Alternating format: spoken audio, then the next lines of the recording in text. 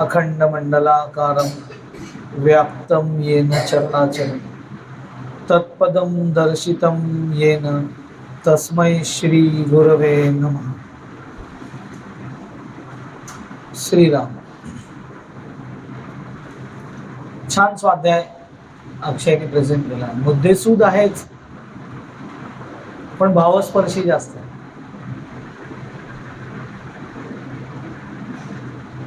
त्याची अक्षय प्रगती होईल याच्यात काही शंका नाही. नावाप्रमाणे अक्षय. महत्वाची गोष्ट त्यांनी सांगितली स्वाध्यायातनं की आपली शिष्यभूमिका आपल्याला सांभाळावी लागते. नुसती शिष्यभूमिका जपता येत नाही तर ती पावलोपावली सांभाळावी लागते. आणि शिष्यभूमिका सांभाळणं ह्याच्यातला महत्वाचा दुवा हाच आहे की माझ्या सद्गुरूंनी मला जे सांगितलेलं आहे ते तंतोतंत आचरणामध्ये आणण्याचा जास्तीत जास्त प्रयत्न करणं ही माझी शिष्यभूमिका आहे. म्हणजे आजचा जो योगायोग म्हणा किंवा स्वामींची योजना आहे असं म्हणा की साई सच्चरित्रामधला जो अध्याय आहे समोरचा आणि जी ओवी आहे माझ्या समोर त्या ओवीमध्ये सुद्धा जे सांगितलंय बाबांनी ते इतकं मार्मिक आहे.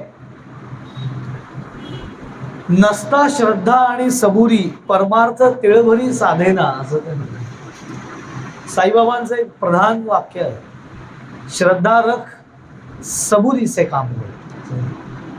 आणि श्रद्धा आणि सबुरी ह्या इतक्या महत्वाच्या गोष्टी आहेत परमार्थामध्ये की पहिले श्रद्धा असावी लागते आणि त्याला जोडून सबुरी असावी लागते. अर्थात श्रद्धा सबुरी हे शब्द लोकांनी फार ढोबळ अर्थाने घेतलेले आहेत की श्रद्धा म्हणजे माझी त्यांच्यावरती असलेलं प्रेम, मी मानणं त्यांना, त्याला असं लोक श्रद्धा म्हणतात. आणि सबुरी म्हणजे काय की पेशन्स. पण इतकं सोपं नाही आहे, कारण की सबुरी नसेल तर श्रद्धा टिकत नाही आणि श्रद्धा नसेल तर सबुरी प्राप्त होत नाही. दोन्ही गोष्टी एकमेकांशी संबंधित आहेत. प्रसंग इतका छान आहे साई सच्चरित्रामधला जो आजचा आहे त्या प्रसंगाला धरून आपण हा अध्याय बघतो आहोत. म्हणजे जो आपला प्रबोधनाचा विषय आहे की साई सच्चरित्रामध्ये बाबांनी वेळोवेळी केलेल्या ज्या योग साधनेबद्दल सूचना आणि उपदेश आहेत ते आपण बघतो. साई सच्चरित्राचे जे लेखक आहेत गोरा दाभोळकर त्यांचं नाव, त्यांना टोपण नाव होतं हेमाडपंत. असं साईबाबा हेमाडपंत असं म्हणायचं. आता हे हेमाडपंत का म्हणतात हे कुठनं आलं त्याची एक कथा स्वतः लेखकांनीच सांगितलेली आहे. आणि ती कथा अगदी दिसायला साधी आहे पण त्यातनं शिकवण मात्र खूप मोठी मिळून गेलेली. गोरा दाभोळकर हे जे लेखक आहेत बांद्र्याला त्यांचं हे निवासी बांद्र्याचं. वैशिष्ट्य असं आहे की बाबांचा हा जो चरित्र ग्रंथ आहे, मी मागे पण सांगितलं की हा चरित्र ग्रंथ बाबा हयात असताना लिहिला गेलेला आहे. त्यामुळे त्या ग्रंथाला त्यांचं अनुमोदन होतं, त्यांची आज्ञा होती. म्हणजे खूप मागे लागले दाभोळकर की मला असं लिखाण करायचंय. त्यावेळेला बऱ्याच प्रयत्नानंतर बाबांनी त्यांना परवानगी दिली होती आणि म्हणाले ते दप्तर ठेवा बरे असं म्हणलं की हे रेकॉर्ड ठेवायला हरकत नाही असं. तर त्यांनी त्यांची स्वतःच सांगितली की बेसिकली हे दाभोळकर जे होते ते बाबांना ओळखत नव्हते. फारसं काही त्यांना बाबांबद्दल माहिती नव्हतं. पण त्यांचे जे दोन स्नेही होते काकासाहेब दीक्षित आणि नानासाहेब चांदोरकर यांच्यामुळे त्यांना बाबांबद्दल बरंच ऐकून माहिती होतं. पण स्वतः लेखक प्रांजळपणे असं कबूल करतात की ते स्वतः अतिशय वाचाळ, वादविवाद करणारे, तर्क कुतर्क करणारे, म्हणजे चिकित्सक, क्रिटिसिझम ज्यांच्याकडे जास्त असतं अशा वृत्तीचे ते होते. थोडे कर्मठही होते आणि गुरु सद्गुरु यांच्याबद्दल त्यांच्या मनामध्ये बराचसा विकल्प होता.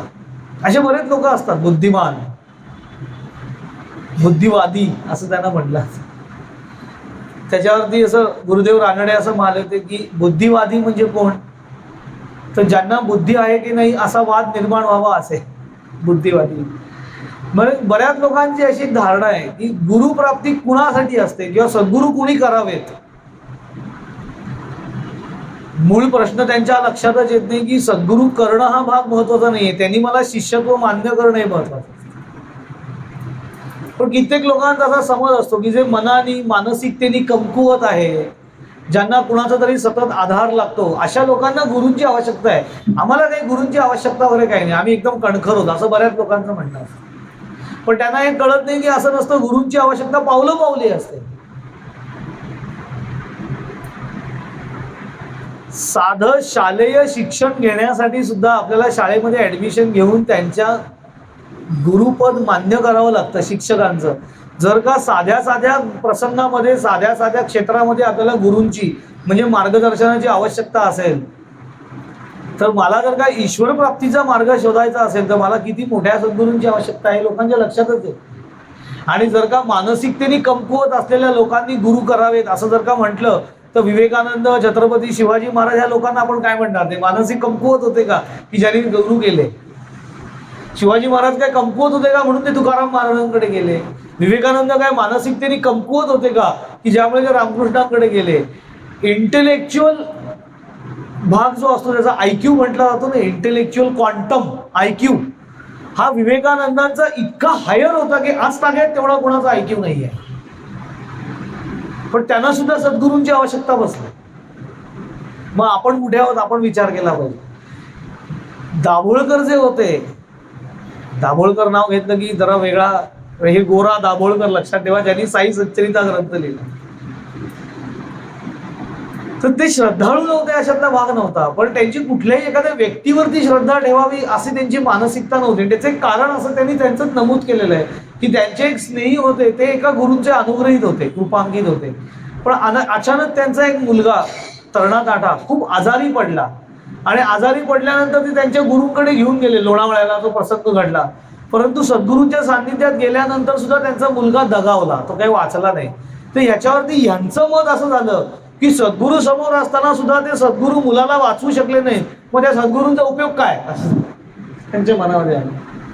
कारण की लोकांना असं वाटतं, ते आता अक्षयने सांगितलं की लोकांना असं वाटतं की एकदा सद्गुरू केले, त्यांनी अनुग्रह दिलाय म्हणजे आता सगळा मेंटेनन्स कॉन्ट्रॅक्ट त्यांच्याकडे आहे, त्यामुळे सगळ्या गोष्टी त्यांनी सांभाळायला पाहिजे. माझं मूल आजारी पडलं तर त्याचा सांभाळ सुद्धा सद्गुरूंनीच केला पाहिजे आणि ते दगावलं तर सद्गुरूंचा उपयोग काय अशी भावना निर्माण होते. आणि इथेच सबुरी कामाला येते, श्रद्धा सबुरी. आपल्या लक्षातच येत नाही की जीवनामध्ये ह्या जन्मामध्ये येणं जाणं हे सद्गुरूंच्या इच्छेने नाही, भगवंताच्या इच्छेने चालतं. कारण सद्गुरूंच्या इच्छेने जर का चाललं असतं तर जे जे सद्गुरूंचे कृपांकित आहेत ते कधी गेलेच नसते. सद्गुरू तरी का जातील? त्यांनाही देहाचे नियम सारखे नाही का? तेही देहधारी आहेत, योग्य वेळ आली की त्यांनाही त्यांचा देह विसर्जित करून जावं लागतं, ते पूर्वनियोजित आहे. याचा अर्थ माझे सद्गुरू पॉवरफुल नाही असं वाटून घेण्याची काही गरज नाहीये. आपल्याच स्वरूपयोग मध्ये एक कपल आहे ज्यांचं मी नाव सांगणार नाही आणि प्रसंगही सांगणार नाही, कधी व्यक्तिगत सांगेन. पण उलट असे प्रसंग घडले आयुष्यामध्ये तर सद्गुरूंची काय भूमिका असते ही त्या व्यक्तीला विचारलं तर कळेल की ती व्यक्ती गेली हे दुःख नाहीये, पण त्या काळातलं दुःख पचवण्यासाठी सद्गुरूंशिवाय दुसरा कुणाचाही हात असू शकत नाही. लक्षात, तो धीर देणं, त्याला सांभाळणं हे केवळ सद्गुरू करू शकतो. कारण घटना ही नैसर्गिक आहे, कोणाचं येणं जाणं हे नैसर्गिक. त्यामुळे हेमाडपंत जे होते त्यांना ते खूप असं अंगावरती आलं की काय उपयोग आहे का सद्गुरूंचा वगैरे. त्यामुळे ते असं कुठल्या सद्गुरूंकडे जाणं वगैरे त्यांच्या मानसिकतेत नव्हतं. आणि नेमकं काकासाहेब दीक्षित आणि नानासाहेब चांदूरकर हे त्यांना इतकं सांगत होते की तुम्ही एकदा शिर्डीला चला, शिर्डीला चला. हे काही केलं याला तयारच नाही, ते नाहीच म्हणायचे, नाहीच यायचं. योगायोग असा घडला आणि ते शिर्डीला गेले. शिर्डीला गेल्यानंतर त्यांची लगेच बाबांची भेट झाली नाही. जेव्हा ते शिर्डीला गेले तेव्हा त्यांना काकासाहेब दीक्षितांनी सांगितलं, कारण की त्यांची राहायची सोय त्यावेळेला जसे आता भक्त निवास वगैरे असतात ना, तसं त्यावेळेला शिर्डीला बाबा असताना बाबा जिथे राहायचे ती एक पडकी मशीद होती, ज्याला त्यांनी द्वारकामाई असं नाव दिलं होतं. तर तिथे ते राहायचे आणि जे सगळे भक्त मंडळी त्यांच्याकडे यायचे बाबांना दर्शनाला, त्यांना भेटायला, तर त्या सगळ्यांची कुठेतरी सोय व्हावी म्हणून त्या काळातले तिथले जे श्रीमंत धनिक साठे म्हणून होते त्यांनी तिथे एक वाडा बांधला होता. साठेवाडा म्हणून तो प्रसिद्ध होता आणि तो त्यावेळेचा भक्त निवास होता. तर ह्या काकासाहेब दीक्षितांनी आणि नानासाहेब चांदोरकरांनी या दाभोळकरांची सोय राहण्याची त्या साठेवाड्यामध्ये गेली होती. आणि ते ज्या दिवशी शिर्डीमध्ये पोहोचले त्यावेळेला काकासाहेब दीक्षित त्यांना म्हणाले की आता बाबा त्यांची अंबिका उरकायला लेंडी बागेमध्ये जाणार आहे. लेंडी बागेमध्ये तिथे असा एक जंगलाचा एक भाग होता, बाग होती की जी बाबांनी त्याला लेंडी बाग असं नाव दिलेलं होतं. आणि तिथे ते त्यांची अंबिका अंघोळ, शौच या सगळ्या गोष्टी तिथे उरकायचं. तर तिथे ते जातील. आता जाताना पहिले त्यांची धुळभेट घ्या. धुळभेट घ्या म्हणजे एक ओझरतं त्यांचं दर्शन घ्या असं त्यांनी सांगितलं. आणि तशी त्यांनी ओळख ती धुळभेट त्यांची घेतली, नमस्कार करायला गेले. आणि प्रथम दर्शनीच त्यांनी बाबांबद्दल काय काय ऐकलेलं होतं, पण प्रथम दर्शनीच बाबांना बघताना त्यांच्या मनामध्ये एक भाव जागृत झाला की ही कोणतरी मोठी योगी व्यक्ती आहे. आणि मग ते साठेवाड्यामध्ये राहिले होते. बाबांचं बोलावणं येईपर्यंत साठेवाड्यात ते राहिले होते. तिथे ते नानासाहेब चांदोरकर, काकासाहेब दीक्षित वगैरे ही सगळी मंडळी त्यांच्या बरोबर होती. त्यांची चर्चा चालायची. आणि त्या चर्चेमध्ये खूप वेळा असं, गोरा दाभोळकर हे चिकित्सक असल्या कारणाने बुद्धिवादी ना, तर त्यामुळे सद्गुरू जरी केले, जरी एखादी संत व्यक्ती आपल्या आयुष्यामध्ये आली तरी त्यांच्या इच्छेने सगळं चालतं असं नाहीये. काय करायचं ते आपल्यालाच करावं लागतं. शेवटी कर्मप्रधान आहे, शेवटी जे करायचं ते मलाच करायचं आहे असं त्यांचं चर्चा चालली होती. आणि त्याच्यावरती यांची वादावादी चालू झाली. कारण नानासाहेब चांदोरकर, काकासाहेब दीक्षित हे अंकित होते साईबाबांच्या, त्यामुळे त्यांचं आणि ह्यांचं काही ठिकाणी वाद व्हायचा आणि त्यांचा खूप वाद झाला. आणि शेवटी एकदा असं त्यांच्यामध्ये ठरलं की जाऊ दे, आपण हे सगळा वाद घालायला नको, कारण आपली मतांतरं आहेत, आपली मतं भिन्न असू शकतात, तो उगाच कशाला वाद घालायचा. आता आपल्याला बाबांच्या दर्शनाला जायचंय, आपण दर्शनाला जाऊ असं म्हणून ते सगळेजण बाबांच्या दर्शनाला गेले. तर बाबांच्या दर्शनाला गेले त्यावेळेला पटकन बाबांनी गेल्या काकासाहेब दीक्षितांना पण अनुलेखून गोरा दाभोळकरांकडे, म्हणजे ते म्हणतात ना की दृष्टी एका ठिकाणी पण बोलणं एकासाठी असं असतं, तसं बाबांनी अनुल्लेखून दाभोळकरांना पण साठ्यांकडे बघून असं म्हणाले, काय रे काय चालले होते वाड्यामध्ये, हे साठेवाड्यामध्ये गेल्या असं म्हणाले, काय रे काय चालले होते वाड्यामध्ये, वाद कशाचा होता भांडत, काय म्हणाले हे हेमाडपंत मजकडे पाहत बोलले. असं ते दाभोळकर म्हणतात की डायरेक्ट बाबांनी हा प्रश्न केला की काय रे वाड्यामध्ये काय वादावादी चालली होती, कशासाठी भांडत होतात, आणि हा हेमाडपंत काय बोलला, असं डायरेक्ट. तेव्हापासून त्यांना ते हेमाड्या, बाबा हाक मारताना हेमाड्या असा हाक मारते, हेमाडपंत हा शब्द जो उच्चारला ना, तो हेमाडपंत म्हणजे हा हेमाडपंत मराठी शब्द आहे, त्याचा मूळ शब्द संस्कृतमध्ये हेमाद्रीपंत असा आहे. आणि हेमाद्रीपंत म्हणजे कोण होते, तर यादव कुळामधले जे राजे होते त्यांच्याकडे हेमाद्रीपंत हे त्यांचे महापंतप्रधान होते आणि अतिशय बुद्धिमान होते. ते हे सुद्धा बुद्धिमानच होते, पण यांची बुद्धी वक्र होती, म्हणून बाबांनी पण वक्र शब्द वापरला. म्हणजे हा हेमाडपंत काय म्हणत होता रे, कशावरती वाद घालत होता. हे बोलल्यानंतर दाभोळकरांच्या मनामध्ये एक भाव निर्माण झाला की साठेवाड्यामध्ये आमचं बोलणं चाललं होतं, साठेवाडा ते द्वारकामाई हे अंतर बऱ्यापैकी आहे. तुम्ही आता सुद्धा जर शिर्डीला गेलात तर जिथे साठेवाडा आहे तिथनं द्वारकामाईपर्यंत बऱ्यापैकी चालत जायला लागतं. मी इथे जे काय बोलतो आहे ते द्वारकामाईमध्ये बसलेल्या बाबांना कळलं कसं, हा पहिला भाव त्यांच्या मनात आला. आणि तेव्हा त्यांना कळलं की सद्गुरूंची जी लक्षणं सांगितलेली आहेत, कारण गोरा दाभोळकर हे दासबोधाचे अभ्यासक होते आणि दासबोधामध्ये जसं आता यांनी शिष्य लक्षणं सांगितली तशी दासबोधामध्ये गुरु लक्षणं सांगितलेली आहेत. आणि गुरु लक्षणं सांगता सांगता गुरूंचं जे प्रधान लक्षण सांगितलं ते लक्षण सांगताना समर्थाने असं म्हटलेलं आहे, अंतरीच्या खुणा अंतर्निष्ठ जाणती. असे सद्गुरू हे अंतर्निष्ठ असतात, त्यांना अंतरसाक्षित्व असतं. आपल्या अंतःकरणात काय चाललेलं आहे याची बित्तम बात त्यांना कळत असते, पण ती वेळोवेळी कळते. असं सद्गुरू घरी बसलेले त्यांना आणि त्यांचे लाखभर शिष्य आहेत, तर प्रत्येकाच्या मनात काय चाललंय हे सारखं त्यांना प्रत्येक वेळेला कळायला लागलं तर थोड्या वेळाने सद्गुरू मेंटल झालेले असतील.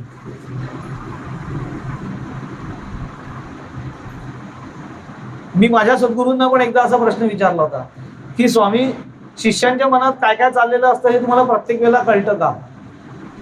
तेव्हा स्वामी म्हणाले, असं शिष्यांच्या मनात काय काय चाललंय आणि मला प्रत्येक वेळेला कळायला लागलं तर थोड्या दिवसांनी मी तुला वेड्यावर का वागताना दिसत, कारण असं कळणारच नाही. मग कळतं म्हणजे काय होतं, ज्या वेळेला ज्याची आवश्यकता असते ते सद्गुरूंना बरोबर कळतं. किती कळतं,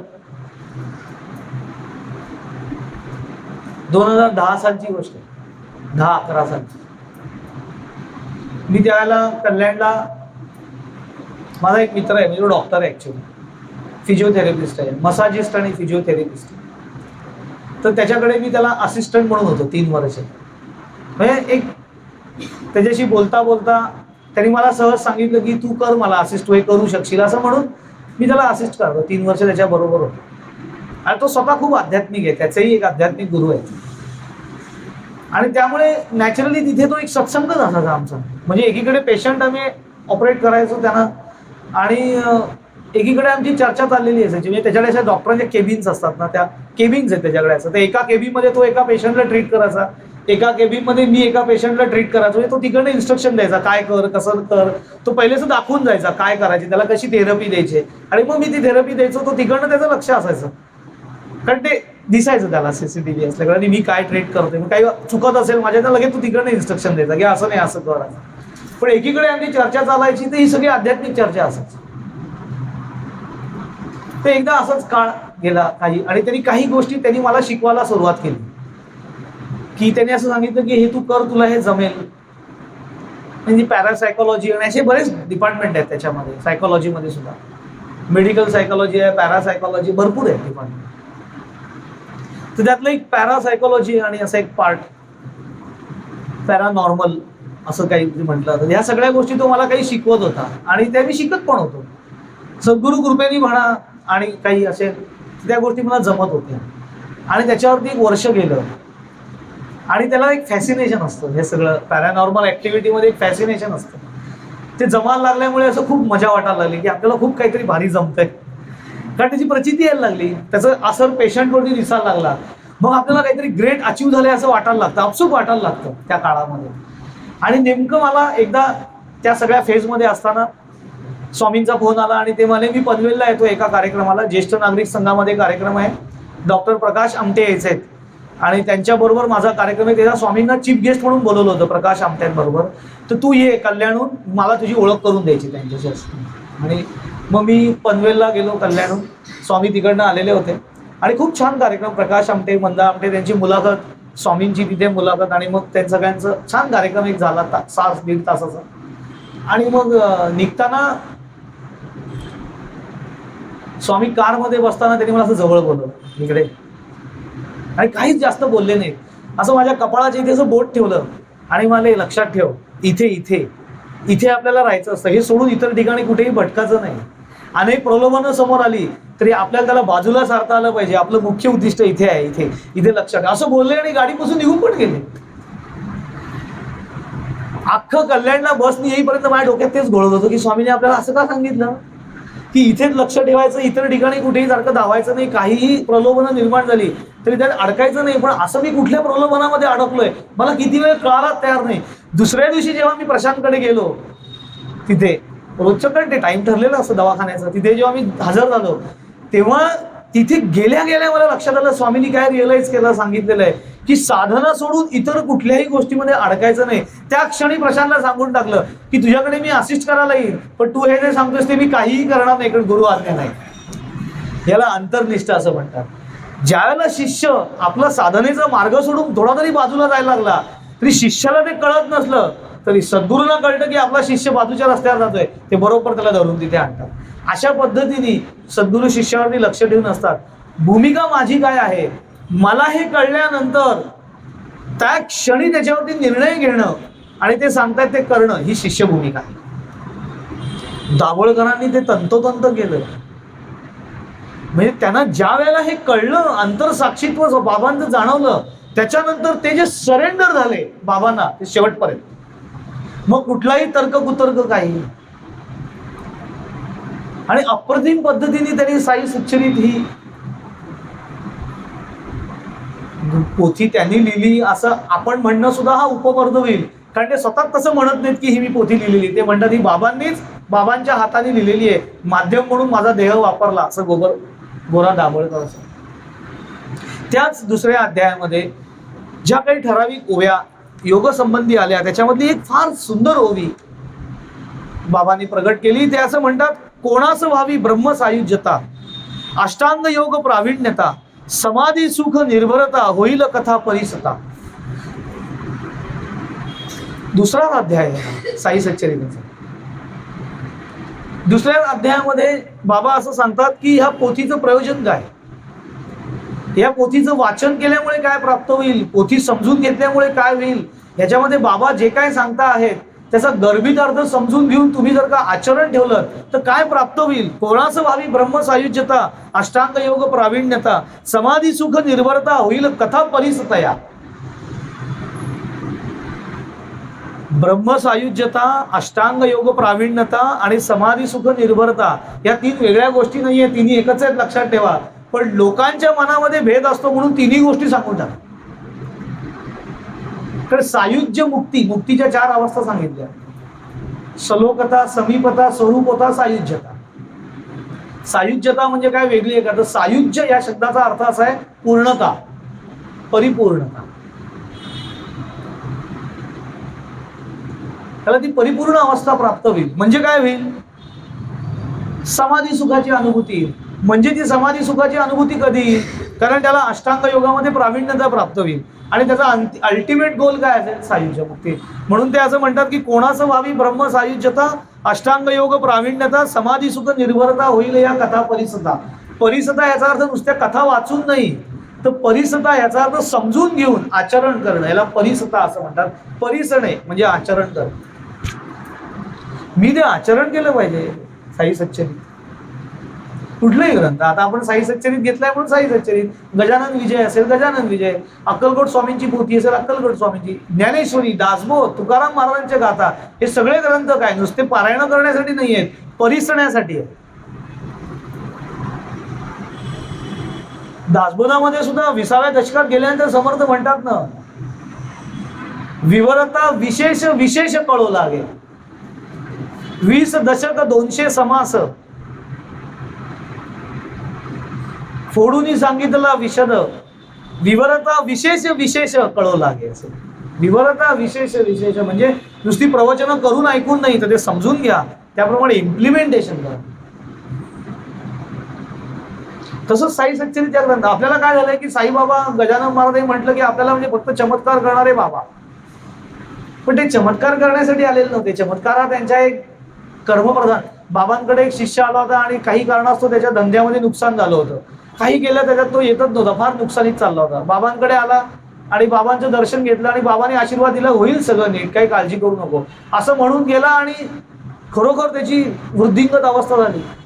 त्याची श्रद्धा दडली बाबांवरती की बाबा म्हणाले म्हणून मी बाहेर आलो. काय चमत्कार बाबांचा. म्हणून शिर्डीला गेल्यानंतर मला, बाबा तुमच्या शब्दात वाणीच चमत्कार आहे, सिद्ध वाणी आहे, तुम्ही नुसतं म्हणालात.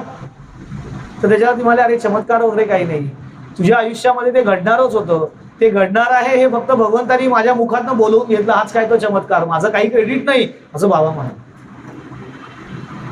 क्रेडिट हा शब्द माझा आहे, बाबांचा नाही. पण सद्गुरूंची योजना त्याच्यासाठी केलेली असते. इथे ते म्हणतात अष्टांग योग प्रावीण्यता. अष्टांग योगामध्ये तुला प्रावीण्यता प्राप्त होईल जर का ही पोथी वाचलीस तर. याचं कारण खरोखर 53 अध्यायामध्ये, जसं आपण पुढे जाऊ तसं कळेल, वेळोवेळी बाबांनी स्वरूपानुसंधान याचा उपदेश केलेला आहे.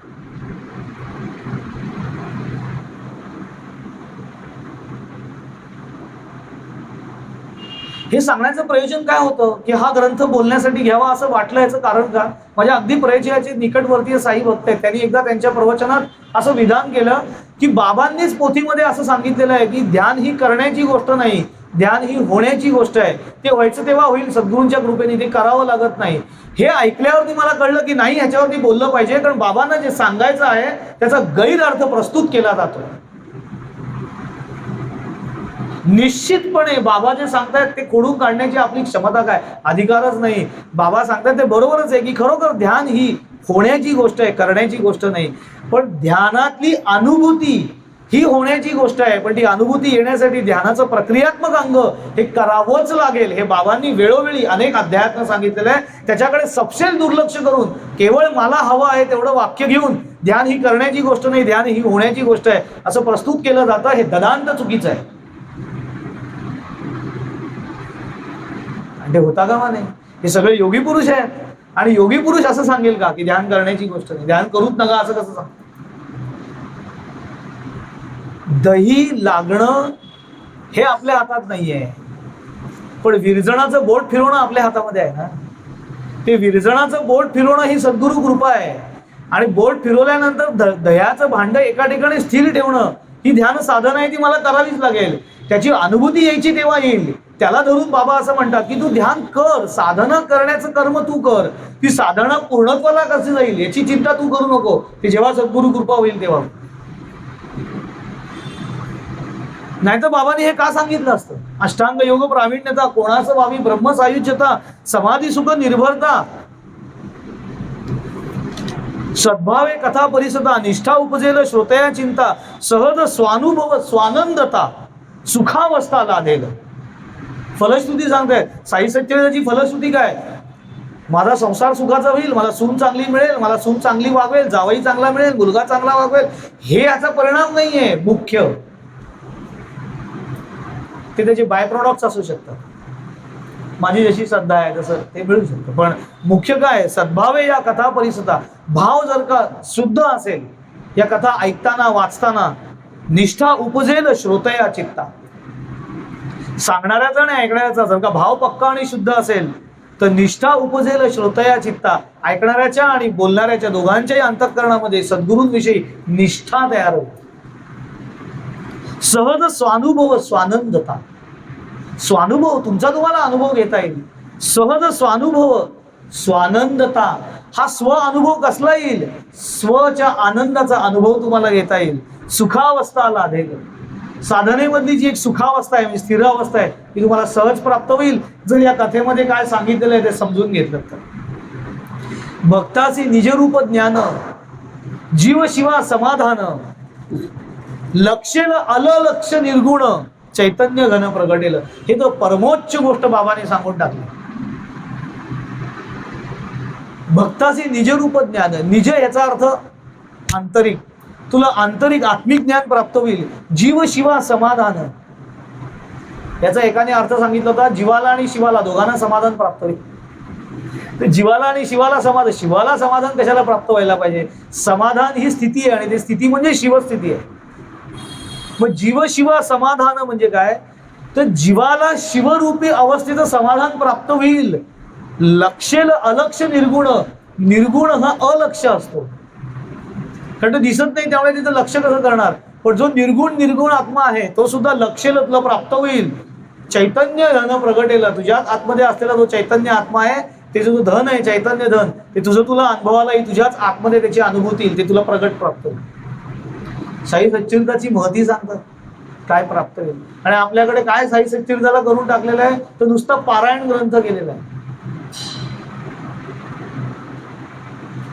नुसती पारायण करू नका, तो भाव प्रगट झालाय का लक्षात ठेवलं. साधनेची कास मी धरतो आहे का? साई बाबा, साई या शब्दाचा अर्थ काय? साक्षात ईश्वर हा साई या शब्दाचा अर्थ आहे. मग तो स अक्षात असलेला ईश्वर मला अनुभवाला कुठे येईल? माझ्याच आतमध्ये. मग तुम्ही अनुभव घेणार कसा? अरे डोळे मिटून बसणं स्वस्त. बाबा सांगतात पुढे एक अध्याय येतील, त्या प्रसंगानुरूप आपल्याला बघेल की बाबा कसं सांगतात की रोज ध्यान केलं पाहिजे. वादावादी नाही बरी, नको कुणाची बरोबरी, नसता श्रद्धा आणि सबुरी, परमार्थ तिळभरी चालेल. उगाच वादावादी करू बसू नका. काही काय वेळेला कुणाची मतं आपल्याला पटत नाही, तर त्याला काही समजवत, त्याला वर्ष पटत नाही, त्याला काही सांगायची गरज नाही. तुला पटलंय की नाही जास्त महत्वाचं आहे. आणि तुला पटलं हे कधी कळेल? जेव्हा तुझ्या त्या आचरणात येईल तेव्हा समोरच्याला आपसूक पटायला लागेल. नाही अरे हा बोलतो त्याप्रमाणे त्यात काहीतरी तथ्य आहे, कारण तो तसं वागतोय, पण तो त्याचे रिझल्ट तसे घेतोय.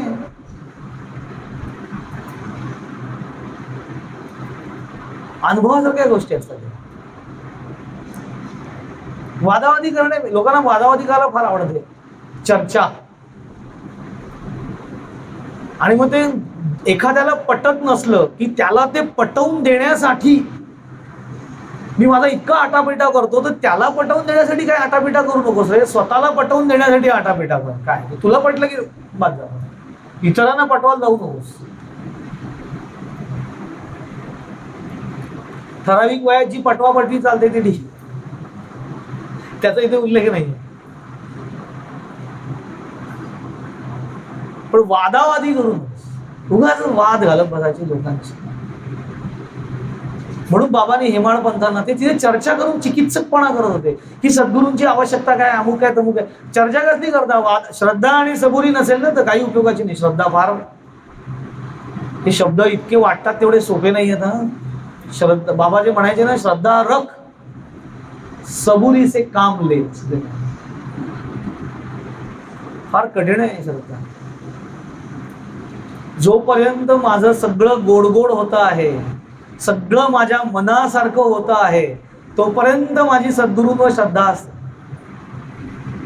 पण जरा माझ्या मनाविरुद्ध व्हायला लागलं, जरा परिस्थिती प्रतिकूल व्हायला लागली की जी काय अंतःकरणामध्ये घालमेल होते त्याला धरून बाबा माले श्रद्धारक सबुरीचे काम. अर्थात श्रद्धा आणि सबुरी हे फार बोथट शब्द नाही, ते फार खोलात जाऊन बघण्यासारखे, ते आपण योग्य वेळी जरूर बघू. पण त्यातला महत्वाचा भाग आहे की पेशन्स असायला पाहिजे. आज मी स्वामींचा अनुग्रह घेतला, मला एकाने स्वामींचा अनुग्रह घेतला तेव्हा एक मित्र होता माझा, त्यांनी मला प्रश्न केला, तू अनुग्रह घेतलास ना रे एका, कोणतरी एक स्वामी आहेत त्यांचा, कोणतरी एक स्वामी नाही आहेत म्हटलं, त्यांचं नाव असंच. आणि म्हटलं ते कोणतरी नाही, ते स्वरूपानंदांच्या गुरु परंपरेतले, हा परंपरागत अधिकार मार्ग आहे. असं स्वघोषित सद्गुरू नाही आहेत, ते आज्ञेनी सद्गुरू पदाधिष्ठित झालेले आहेत, साधनेनी त्या पदापर्यंत पोहोचलेले आहेत. तुला काय फायदा आला लगेच, तुला काय फायदा आला, तुला काय बदल जाणवला? मी त्याच्यावरती म्हटलं, पहिला बदल काय जाणवला माहितीये का तुम्हाला? काय, आपण इतके दिवस बावळट आणि बिंडोक होतो हे पहिले जाणवलं त्या क्षणी स्वामींना भेटल्या की आपण अतिशय बावळट आहोत आणि बिंडोक आहोत. आपण अतिशय फालतू पद्धतीने आयुष्य जगतो आहोत, आपल्या आयुष्याला काही अर्थ नाहीये. आणि याचा एंड, अशा आयुष्याचा एंड अतिशय सामान्य आणि काहीही हासिल न होताना होईल. आले गेले जगले मेले. तुकाराम महाराज म्हणतात तसं, कुत्रे मांजरी डुकर श्वान सुकरे बापुडी तरी तर जन्मा यावे, दास ईश्वराचे व्हावे. नाहीतर काय, थोडी श्वान सुकरे बापुडी, जन्माला काय कुत्रे मांजरी डुकर जन्माला येतात, जगतात, मरतात, गेले, आले गेले. का आला माहिती नाही, का जगला माहिती नाही, कसा गेला काही केलं.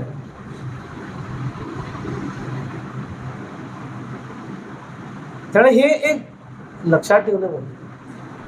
सद्गुरू भेटले की लगेच एकदम ड्रास्टिक चेंज. आज सद्गुरूंचा अनुग्रह झाला, उद्यापासून एकदम बदलच झाला, काहीतरी ग्रेट घडलं आयुष्यात. ग्रेटच घडणार आहे आयुष्यामध्ये, पण ते ग्रेट घडण्यासाठी तुला ग्रेट साधना करावी लागेल. ते सांगतात ते नीट समजून घ्यावं लागेल. आणि त्याच्यासाठी पहिले श्रद्धा ठेव, त्यांच्या शब्दावर विश्वास ठेव. जे त्यांनी आता सांगितलं ना, मुख्य सत्शिष्याचे लक्षण सद्गुरू वचनी विश्वासपूर्ण श्रद्धा.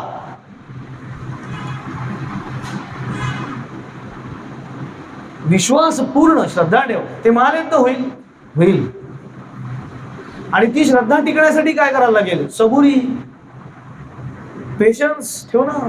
एकदम सगळं आज उद्या, अरे थांब जरा, आता तर आलाय, थोडी वाट बघ, साधना कर, सबुरी ठेव.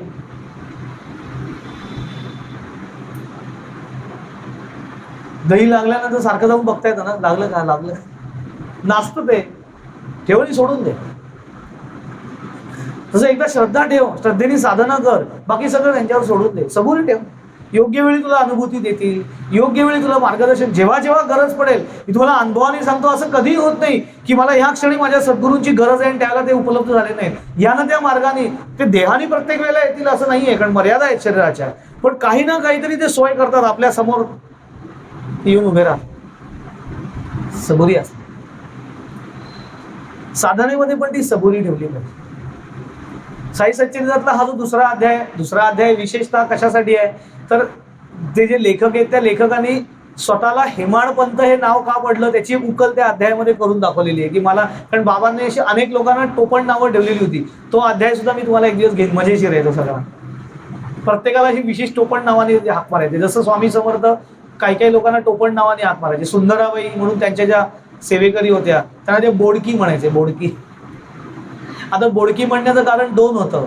एक तर त्या काळात, जुन्या काळात, स्वामी समर्थांचा काळ हा 1800च्या काळातला आहे. 1856 ते 1878 हा त्यांचा अक्कलकोट मधला कालावधी. स्वामींचा जो कार्यकाल आहे तो 5000 वर्षाचा आहे, अक्कलकोट स्वामींचा. पण त्यांचा अक्कलकोट मधला जो कार्यकाळ आहे तो 22 वर्षाचा आहे, 1856 ते 1878 असं. तेव्हा ज्या सुंदराबाई तिथे एवढ्या जुन्या काळातल्या, त्यांचं नवरा लवकर गेला होता, म्हणजे त्या काळामध्ये नवरा गेल्या की त्या स्त्रिया डोक्याच्या केस उतरवायच्या, तसे त्यांनी केस उतरवलेले होते. तर ते केस उतरवलेले म्हणजे आपण म्हणतो ना बोडकं झालं डोकं, तर त्या उद्देशून स्वामी त्यांना हे बोडके असं हाक मारायचे. आणि बोडके म्हणण्याचं दुसरं कारण की ही खरंच बोडकी आहे म्हणे, हिच्या टाळक्यात काहीच नाही असं ते गमतीने म्हणायचे. असं तरी बऱ्याच लोकांना काय काय चोळप्पाला चोळ्या हाक मारायचे, वेगवेगळ्या नावाने हाक मारायचे. पण माकडीण होती त्यांच्याकडे, एक माकडीण. स्वामी समर्थांकडे माकडीण होती, त्यांच्या बरोबर असायची काय. तिला मात्र ते सुंदर म्हणायचे, सुंदरी वांदरी असं त्याने नाव ठेवलं होतं तिला. असं या संतांच्या जीवनामध्ये अनेक प्रसंग असतात की ते टोपण नावाने हाक मारतात. ते साई सच्चरित्रामध्ये त्यांनी गोरा दाभोळकरांनी, मला हेमाडपंथी हे नाव का काढलं, तर हेमाद्री हा यादव कुळामधील राजाचा महामंत्री होता आणि तो अतिशय बुद्धिमान, सगळ्या वेदांमध्ये पारंगत वगैरे असा होता आणि भयंकर वादावादी करणारा होता. तसेच हे आहेत, बुद्धिवादी आहेत पण वाद घालणारे, म्हणून त्याने हेमाड्या. ते हेमाद्री हे गिरवाण भाषेतलं नाव, गिरवाण भाषा म्हणजे संस्कृत भाषा. तर त्याचं मराठीकरण करताना बाबा माले हेमाडपंत असं ते माले, त्याला हाक मारताना हेमाड्या असा. आणि म्हणून ते माले काय, हा हेमाडपंत काय वाद घालत बसला होता, पण याला खुमखुमी आहे वाद घालण्याची. कारण बुद्धिवादी लोक असतात ना, त्यांची बुद्धी अशी उकळलेली असते, त्यांना सारखी वाद घालायची असतात. ते काही प्रश्न विचारत बसतात उगाचच.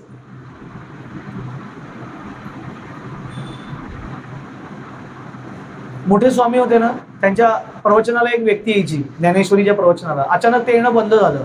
कालांतराने त्यांचा मुलगा जेव्हा स्वामींना भेटला तेव्हा त्यांना कळलं की ती प्रवचनाला येणारी व्यक्ती निवर्तली. अचानक त्यांना कॅन्सर डिटेक्ट झाला आणि तो एकदम शेवटच्या स्टेजचा डिटेक्ट झाला. त्यात ते वाचले नाहीत. आणि ही जुन्या काळातली गोष्ट, 80-82, त्यामुळे तेव्हा एवढं मेडिकल सायन्स इतकं ऍडव्हान्स नव्हतं कॅन्सरवरती, त्यामुळे ते त्याच्यात दगावले. पण ज्ञानेश्वरीचे गाढे अभ्यासक, तर त्यांच्या मुलाला विचारलं की मग आता तुमच्याकडे ज्ञानेश्वरी कोण वाचतं, तर तो मला की आता कोणी ज्ञानेश्वरी वाचत नाही, ती माळ्यावर टाकून दिली मी ज्ञानेश्वरी. का म्हणे, एवढे वर्ष माझे वडील ज्ञानेश्वरी ज्ञानेश्वरी करत बसले, पण उपयोग काय झाला, शेवटी कॅन्सर झाला आणि गेले, उपयोग काय त्या ज्ञानेश्वरीचा. त्याच्यावरती स्वामी शांत म्हणाले, म्हणे छान केलंस, आता ज्ञानेश्वरी माळ्यावर टाकल्यामुळे तुझ्या घरात कोणी जाणार नाही आणि कोणाला कॅन्सर होणार नाही. असं तर्क काहीतरी लोक बुद्धिवादी करतात की तुम्ही गुरु केले तरी तुमच्याचकडे एवढ्या अडचणी कशा, गुरु केले मग तुमच्याचकडे आजारपणं कशी. अरे मग ज्यांनी गुरु केले नाही त्यांच्याकडे आजारपणं नसतात का? असा जगात कुठला मनुष्य का की मी नास्तिक आहे त्यामुळे मला कुठलाही आजार नाही, असं काही नसतं. शरीर आहे, त्याचे भोग तुला भोगायचे, तू आस्तिक असू दे नास्तिक असू दे, गुरु करोस नको करूस, प्रारब्धाचे भोग कोणाला चुकलेले नाही आहेत. पण ज्यांना गुरु प्राप्ती झालेली आहे, जे गुरूंच्या अंकित आहेत, त्या प्रारब्धाचे चटके भोगत असताना सुद्धा ते त्यांची मनातील स्थिरता टिकून राहू शकतात आणि त्याही काळामध्ये त्यांना एक बागे आधाराची अनुभूती होते जी इतरांना होत नाही. म्हणून गुरूंचं महत्व आहे. त्याला धरून बाबा असं माले श्रद्धारक सबुरीचे कामले. अरे परमार्थामध्ये जर का प्रगती करायची असेल ना, तर उगाच कुणाशी तरी बरोबरी करत बसू नकोस, कुणाशी तरी वाद घालू नकोस, उगाच चिकित्सकपणा करू नकोस. श्रद्धारक सबुरीचे कामले, तेरा काम क्यों नाही बनेगा असं ते म्हणायचे. ही श्रद्धा सबुरी फार महत्वाची आहे. आपल्याला पण ती प्राप्त व्हायला पाहिजे, प्राप्त होऊ दे अशी मी बाबांच्या चरणी आणि सद्गुरूंच्या चरणी प्रार्थना. जसं आता अक्षयनी त्याचे काही अनुभव सांगितले, स्वामींच्या सहवासातले असे भरपूर अनुभव आहेत. आणि स्वामींनी जे शेवटचा संदेश दिला की मी नाहीये का तिथे, तर ते तसं नाहीये, मी तिथेच आहे. जेव्हा जेव्हा तुम्ही स्वजवळ जाल तेव्हा तेव्हा मीच तिथे असणार आहे. तर मी असणारे म्हणजे चैतन्य स्वरूपामध्ये ते आपल्या आतमध्येच आहे. मी जशी जशी साधना वृद्धिंगत करीन तसं तसे सद्गुरू माझ्या आतमध्येच आहेत, माझ्याच बरोबर आहेत. गोंदवलेकर महाराजांना एकाने विचारलं की काकासाहेबांना जे प्राप्त झालं ते आम्हाला कधी प्राप्त होईल. काकासाहेब म्हणजे ब्रह्मानंद महाराज. काकासाहेब जे ब्रह्मानंदांना प्राप्त झालं ते मला कधी प्राप्त होईल असं जेव्हा महाराजांना विचारलं तेव्हा महाराज असं म्हणाले, ब्रह्मानंदाने त्याच्या आतमध्ये मला भरपूर जागा दिलेली आहे, तशी तू माझ्या आतमध्ये जागा दे, तुझ्या आतमध्ये, मग तुला ते प्राप्त होईल. तर तुझ्या आतमध्ये जागा दिली म्हणजे काय, त्यांना कळालाच मार्ग नाही. तर ते म्हणाले की दोन मित्र होते. महाराजांची खूबी होती की गहन गूढ परमार्थ सोप्या भाषेत सांगायचे. ते म्हणाले दोन मित्र होते, त्यातला एक मित्र गावाला जायला निघाला होता आणि हा दुसरा मित्र त्याला ट्रेनमध्ये सोडायला चालला होता. तर गाडी सुटायला बराच वेळ होता म्हणून दोघं जण गप्पा मारत होते. तर जो मित्र प्रवास करणार होता तो ट्रेनच्या दारात उभा होता आणि जो सोडायला आला होता तो ट्रेनच्या खाली उभा होता दारासमोर. तर त्याच्यावरती बराच वेळ गप्पा झाल्यानंतर तुम्हाला अरे आपण बाहेर उभारून काय गप्पा मारतोय, तू आतमध्ये आहे ना ट्रेनच्या, आपण सीटवरती बसून गप्पा मारू. तर त्याच्यावरती तो बाहेरचा मित्र म्हणतो अरे मी आतमध्ये यायला कधीपासून तयार आहे, पण तू दारातनं बाजूलाच होत नाहीस, मला आत यायला जागाच देत नाहीयेस. तसं म्हणे सद्गुरू तुझ्या आतमध्ये यायला कायमच तयार असतात, पण ब्रह्मानंदाने जशी रस्ता मोकळा करून दिला अंतःकरणाचा, तसा तुम्ही कुठे अंतःकरणाचा रस्ता मोकळा करून देत नाही आहात. त्या अंतःकरणाच्या दरवाजावरती मी असे घेऊन घट्ट उभे आहात. त्यामुळे सद्गुरूंना यायची इच्छा असली तरी आतमध्ये येता येत नाही. तू तो दरवाजा रिकामा कर, सद्गुरू सहज आतमध्ये येऊन बसतील. ह्या दरवाजा रिकामा करणं यालाच श्रद्धा असं म्हणतात. आणि दरवाजा रिकामा करून गेल्यानंतर सद्गुरू अंतःकरणात येऊन कधी बसतील, कधी मला त्याची प्रचिती देईल, याचा विचार न करणं आणि स्वस्थ राहणं याला सबुरी असं म्हणतात. आणि त्याला बाबा असं म्हणायचे की नसता श्रद्धा आणि सबुरी परमार्थ तिळभरी साधेना. अरे तिळभर सुद्धा साधणार नाही, परमार्थ साधायला हवा असेल तर अंतःकरणामध्ये श्रद्धा आणि सबुरी याला स्थान फार महत्वाचं आहे. आता नक्की श्रद्धा म्हणजे काय आणि सबुरी म्हणजे काय हे आपण पुढच्या प्रवचनामध्ये बघू. तुर्तास आपण ती श्रद्धा आणि सबुरी बाळगण्याचा जास्तीत जास्त प्रयत्न करूया. हरिओम तत्सत. पुंडलिक वरदे हरी विठ्ठल श्री ज्ञानदेव तुकाराम पंढरीनाथ महाराज की जय. सब संतन की जय. जय जय रघुवीर समर्थ.